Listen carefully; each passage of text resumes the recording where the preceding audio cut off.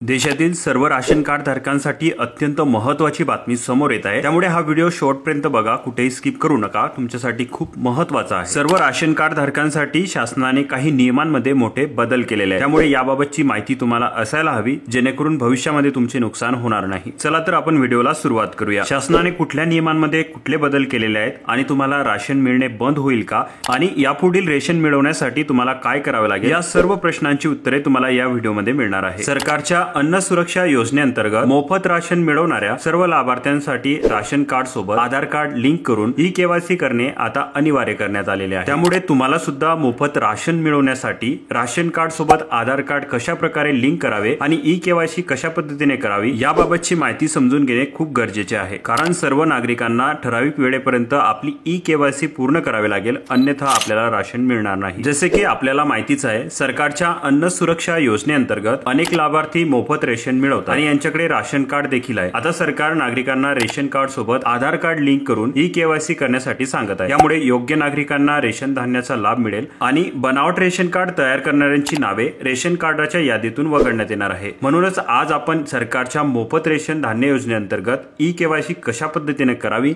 याची माहिती थोडक्यात जाणून घेऊया। आपल्या भारत देशामध्ये अनेक लाभार्थी आहेत, जे सरकारच्या अन्नधान्य सुरक्षा योजनेअंतर्गत कुटुंब शिधापत्रिकांद्वारे मोफत रेशन धान्याचा लाभ घेत असतात। ज्या कुटुंबातील काही सदस्यांचा मृत्यू झाला आहे, परंतु त्यांची नावे अजूनही रेशन कार्ड मध्ये आहेत आणि त्यांना मृत्यूनंतरही मोफत रेशन धान्य मिळत आहे, या समस्येवर उपाययोजना म्हणून सरकारने ई-केवायसी माध्यमातून अशा सर्व मृत सदस्यांची नावे राशन कार्ड मधून वगळली जाणार आहे। याचा अर्थ असा आहे की ज्या सदस्यांनी आपल्या आधारशी लिंक केलेले ई-केवायसी पूर्ण केलेले नाही, त्यांची नावे राशन कार्ड यादीतून काढून टाकली जाणार आहे आणि त्यांना मोफत रेशन सुद्धा मिळणार नाही। कारण सरकारद्वारे असे स्पष्ट करण्यात आलेले आहे की रेशन कार्ड केवायसी म्हणजेच अन्न सुरक्षा योजनेअंतर्गत पत्रिकांच्या सदस्यांना आधार ई-केवायसी केल्यानंतरच मोफत राशन धान्याचा लाभ देण्यात येणार आहे। कारण आपल्या राशन कार्ड सोबत आधार कार्डची ई-केवायसी करण्याची अंतिम तारीख सरकारने 30 जून 2024 अशी ठेवलेली होती। काही कारणांमुळे सरकारने ही तारीख 30 सप्टेंबर 2024 पर्यंत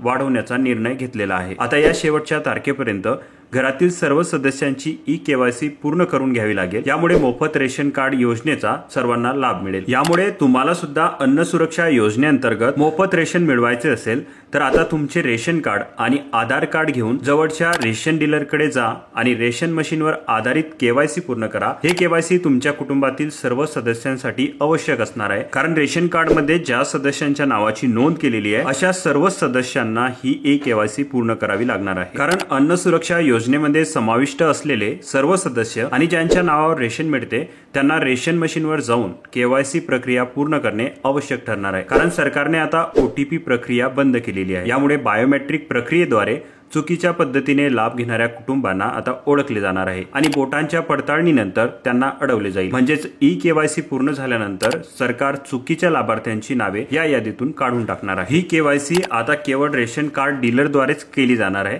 त्यामुळे तुम्ही तुमच्या वेळेनुसार एकमेकांनंतर जाऊन वैयक्तिकरित्या केवायसी पूर्ण करू शकता। सर्व सदस्यांसाठी केवायसी पूर्ण करणे आता आवश्यक असणार आहे, अन्यथा ज्यांच्याकडे केवायसी नसेल त्यांना आता रेशन मिळणार नाही। त्यामुळे ही महत्त्वाची माहिती सर्व नागरिकांपर्यंत जास्तीत जास्त शेअर करा। तुम्हाला अशीच महत्त्वाची माहिती जाणून घ्यायची असेल तर डिस्क्रिप्शन मध्ये आपला व्हॉट्सअप ग्रुप दिलेला आहे, तो तुम्ही जॉईन करू शकता।